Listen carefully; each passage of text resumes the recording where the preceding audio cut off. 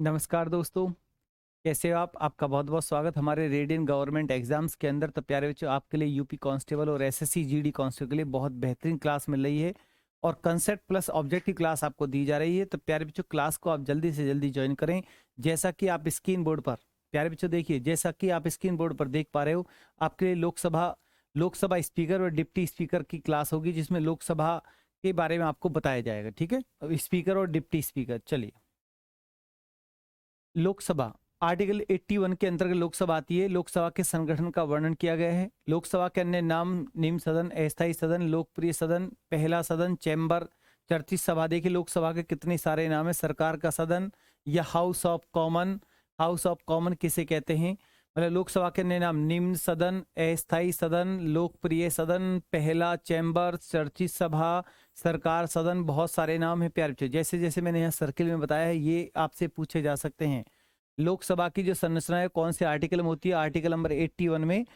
Article number 81 में लोकसभा के बारे में लिखा हुआ है। लोकसभा में मैक्सिमम मेंबर कितने होते हैं? चलिए, नेक्स्ट यहाँ पर देखोगे आप, लोकसभा में अधिकतम सदस्यों की संख्या की बात करें तो कितने हैं प्यारे बच्चों? 552।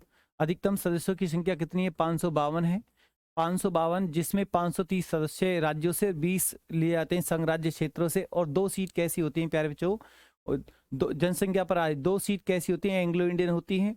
एंग्लो इंडियन सीटों की, लोकसभा की एंग्लो इंडियन सीटों को भी क्या कर दिया गया प्यारे बच्चों? अब समाप्त कर दिया गया। क्या कर दिया गया है? समाप्त कर दिया गया। 2026 के बाद पहली जनगणना 2031 को आधार मानकर दोबारा से निर्धारण किया जाएगा। 2026 तक लोकसभा की सीटों में नो चेंजिंग। ठीक है, चलिए। ऐसा इसलिए किया क्योंकि राज्य अपनी आबादी के आधार पर ज्यादा से ज्यादा स्थान प्राप्त करने का प्रयास नहीं करे, तब तक 1971 ईस्वी की जनगणना को ही परिसीमन का आधार माना जाएगा। 1971 की जनगणना के अनुसार सबसे ज्यादा वृद्धि दर्ज की गई है, इसलिए इसे आधार बनाया गया। कितना? 24.76%। ठीक है। आर्टिकल नंबर 331 में पहले राष्ट्रपति आंग्ल भारतीय समुदाय को लोकसभा में उचित प्रतिनिधि नहीं मिलने की स्थिति में उस समुदाय को अधिकतम दो, कितनी सीटें? दो सदस्यों को नामित कर, जिसके कारण कुल 552 सीटें थी। लेकिन अब ये दो सीट क्या हो गई हैं? इन दोनों सीटों को प्यारे बच्चों अब समाप्त कर दिया है। कौन से आर्टिकल, कौन से सन? 2020 में इन सीटों को, एंग्लो इंडियन को समाप्त कर दिया गया। अब राष्ट्रपति लोकसभा में दो सीटें मनोनीत नहीं करेगा। ठीक है, चलिए। 104वां संविधान 2019 के द्वारा प्रावधान को समाप्त कर दिया गया, जिस कारण लोकसभा में अधिकतम संख्या अब मात्र कितनी रह गई? 550 ही बची है। ठीक है। लोकसभा के मेंबरों का जो चुनाव है, लोकसभा का निर्वाचन निम्नलिखित 4 तरह से कराया जाता है। देखिए, कुल निर्वाचन मेंबरों की संख्या राज्यों में इस रीति से की गई है कि प्रत्येक राज्य को आवंटित सीटों की संख्या और उस राज्य की जनसंख्या के मध्य अनुपात जहां तक व्यवहार हो, सभी राज्यों के लिए समान रहे। और परंतु यह प्रावधान उन राज्यों पर लागू नहीं होंगे जहां की जनसंख्या 60 लाख से कम होगी। जहां की जनसंख्या 60 लाख से कम होगी। चलिए, इसका अर्थ है कि लोकसभा संपूर्ण भारत का क्या है? प्रतिनिधित्व करती है।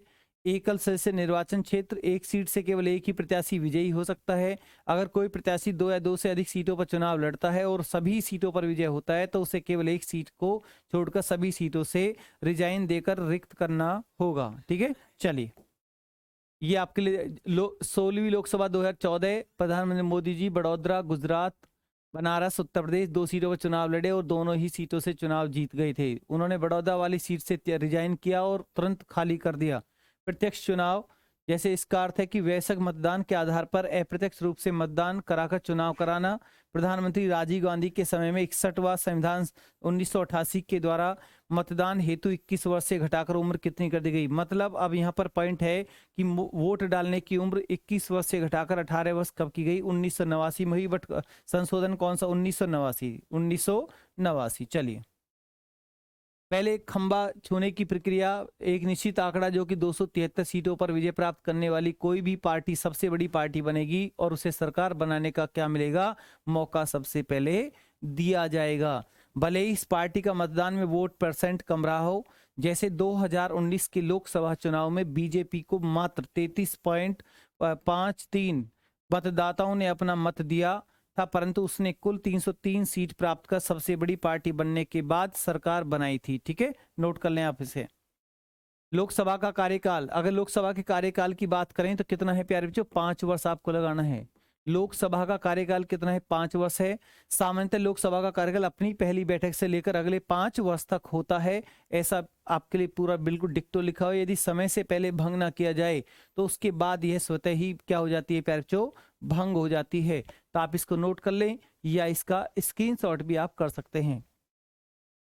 लोकसभा के कार्यकाल के दौरान यदि आपातकाल की घोषणा की जाती है तो संसद को इसका कार्यकाल एक समय में अधिकतम 1 वर्ष तक बढ़ाने का अधिकार है। देखो कितना बढ़िया क्वेश्चन है और एग्जाम में क्वेश्चन बन के आता है। अगर इमरजेंसी लग जाए तो इमरजेंसी के दौरान लोकसभा के कार्यकाल को संसद कितना बढ़ा सकती है? तो 1 साल। कितना? एक मैक्सिमम 1 साल। जबकि इमरजेंसी की घोषणा समाप्त होने की स्थिति में इसे किसी भी परिस्थिति में 6 महीने से अधिक नहीं बढ़ाया जा सकता। तीसरे आपातकाल 25/1975 के समय लोकसभा का कार्यकाल कितने? 2 वर्ष और 1 वर्ष के लिए करके बढ़ाया गया था। ठीक है, चलिए लोकसभा की विशेष शक्तियां क्या होती हैं? एक तो मंत्रिपरिषद केवल लोकसभा के प्रति क्या होती है? उत्तरदायी होती है। जो मैं अंडरलाइन कर रहा हूं बहुत इंपॉर्टेंट पॉइंट है और यही लाइन आपके लिए क्वेश्चन बनती है और आंसर आपको लगाना होता है। मंत्रिपरिषद किसके प्रति उत्तरदायी होती है? कभी आपसे क्वेश्चन पूछा जाए तो आपका आंसर क्या आएगा? लोकसभा। अगर लोकसभा मंत्रिपरिषद के प्रति अविश्वास का प्रस्ताव पारित करे तो पूरी मंत्रिपरिषद को रिजाइन करना पड़ जाता है। ठीक है, अविश्वास प्रस्ताव सरकार के विरुद्ध केवल लोकसभा में ही लाया जा सकता है। कितना बेहतरीन क्वेश्चन है आपके लिए और ये लाइन इंपॉर्टेंट, बहुत इंपॉर्टेंट लाइन है प्यारे बच्चों। दोनों ही लाइन और दोनों से क्वेश्चन आना बड़ा लाजमी है और बहुत ही इंपॉर्टेंट लाइन है प्यारे बच्चों, नोट कर लें आप। धन विधेयक पारित करने में यह निर्णायक सदन होता है। धन विधेयक कौन से? देखो कितना बढ़िया क्वेश्चन है। धन विधेयक कौन से सदन में पारित होता है? बहुत अच्छी लाइन है आपके लिए। धन विधेयक कौन से सदन में पारित होता है? लोकसभा में पारित होता है। धन विधेयक की परिभाषा कौन से आर्टिकल में है? 110 में है। और धन विधेयक की जो विशेष प्रक्रिया है, जो प्रोसेस है, वो आर्टिकल नंबर 109 के अंतर्गत आती है। चलिए, राष्ट्रीय आपातकाल को जारी रखने वाला प्रस्ताव के लोकसभा में लाया और पास किया जाएगा। अगर कोई बिल लोकसभा में गिरा दिया जाए तो लोकसभा पर इस्तीफा देने का दबाव डाला जाता है। इस तरह का कोई बिल राज्यसभा में गिरता है तो सरकार पर कोई दबाव नहीं बनाया जाएगा। तो प्यारे बच्चों, आप यहाँ पर देखिए, जैसे लोकसभा का एक स्पीकर होता है। लोकसभा का एक क्या होता है प्यारे बच्चों? स्पीकर होता है। लोकसभा का एक स्पीकर व एक डिप्टी स्पीकर होता है। आज वर्तमान लोकसभा स्पीकर कौन है? ओम बिड़ला। डिप्टी स्पीकर होता है। डिप्टी स्पीकर होता है। अगर आपसे कभी क्वेश्चन पूछा जाए, अगर स्पीकर को अपना रिजाइन करना है, देखो मैं आपसे एक पॉइंट पूछूंगा यहाँ पर, देखिए, अगर स्पीकर को अपना रिजाइन करना है, स्पीकर को अपना त्याग पत्र देना है, तो स्पीकर अपना त्याग पत्र किसको देगा? तो आपका आंसर क्या आएगा? Deputy speaker. किसको? Deputy speaker. और डिप्टी स्पीकर को अपना रिजाइन देना होगा तो डिप्टी स्पीकर अपना रिजाइन किसको देगा? स्पीकर को देगा। बेहतरीन क्वेश्चन है। और लोकसभा के प्रथम स्पीकर बनने का रिकॉर्ड किसके नाम? प्रथम स्पीकर बनने का रिकॉर्ड किसके नाम? तो आपका आंसर क्या आएगा? लोकसभा के प्रथम स्पीकर कौन बने थे? तो प्यारे बच्चों, आपका आंसर क्या आएगा? ओम बिड़ला। लगा दीजिए आप। सॉरी, जीवी मावलेंकर। ओम बिड़ला वर्तमान में है। मावलेंकर। ठीक है। लोकसभा की प्रथम महिला स्पीकर बनने का रिकॉर्ड किसके नाम? प्रथम महिला स्पीकर बनने का रिकॉर्ड किसके नाम? तब प्यार बच्चों, आपका आंसर क्या आएगा? मतलब प्रथम महिला स्पीकर बनने का रिकॉर्ड किसके नाम? बताइए क्या आंसर आएगा?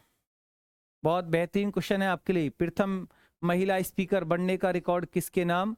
तो आपका क्वेश्चन क्या? सेकंड महिला भी आपसे पूछता है। सेकंड महिला भी आपको लगाना है। सेकंड महिला स्पीकर पहली लगाओगे मीरा कुमार और सेकंड लगाओगे सुमित्रा महाजन।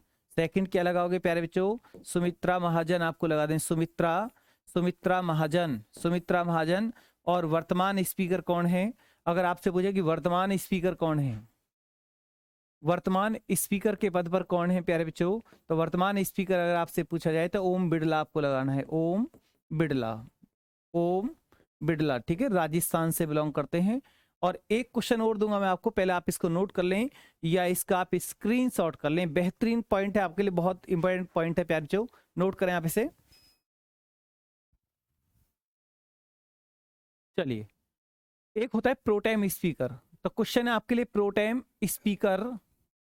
प्रोटेम स्पीकर की नियुक्ति कौन करता है? प्रोटेम स्पीकर की नियुक्ति कौन करेगा? कभी क्वेश्चन आए तो प्यारे बच्चों आपका आंसर क्या आएगा? प्रोटेम स्पीकर की नियुक्ति कौन करेगा? क्योंकि स्पीकर की नियुक्ति का प्रावधान नहीं है, तो लोकसभा के अपने सीनियर मेंबरों में से एक मेंबर चुन लेते हैं। स्पीकर की नियुक्ति का प्रावधान नहीं, बट प्रोटेम स्पीकर क्या होता है? कार्यवाहक स्पीकर होता है, जो स्पीकर से पहले बनाया जाता है। ठीक है, प्रोटेम स्पीकर की नियुक्ति राष्ट्रपति के द्वारा होती है। प्रोटेम स्पीकर की नियुक्ति राष्ट्रपति द्वारा होती है और स्पीकर की नियुक्ति का कोई प्रावधान नहीं है। और प्रोटेम स्पीकर का जो कार्य होता है वो लोकसभा के सदस्यों को शपथ दिलाना होता है। बेहतरीन क्वेश्चन है। लोकसभा लिख दीजिए आप। लोकसभा के सदस्यों को शपथ, अगर एग्जाम में कभी ये क्वेश्चन बन जाए आपके लिए बहुत बढ़िया क्वेश्चन है कि लोकसभा के सदस्यों को शपथ कौन दिलाता है? प्रोटेम स्पीकर, और जिसकी नियुक्ति किसके द्वारा होती है? राष्ट्रपति के द्वारा होती है। और स्पीकर की नियुक्ति का संविधान में कोई प्रावधान नहीं है। को लोकसभा के मेंबर, जब प्रोटेम स्पीकर लोकसभा के मेंबरों को शपथ दिलाता है तो वो अपनी सीट पर बैठते हैं। तो अपने ही सीनियर मेंबरों में से एक वरिष्ठ मतलब ज्येष्ठतम सदस्य को चुनकर स्पीकर बना देते हैं। तो प्यारे बच्चों आज ही आपको Lok Sabha speaker, Lok Sabha deputy speaker पर जो मैंने आपको कंसेप्ट दिया है, ये कंसेप्ट आपको कैसा लगा? अगर ये कंसेप्ट आपको अच्छा लगता है तो आप इस क्लास को लाइक एंड शेयर जरूर करें। तो प्यारे बच्चों मिलते हैं अब नेक्स्ट क्लास के साथ। धन्यवाद, गुड नाइट।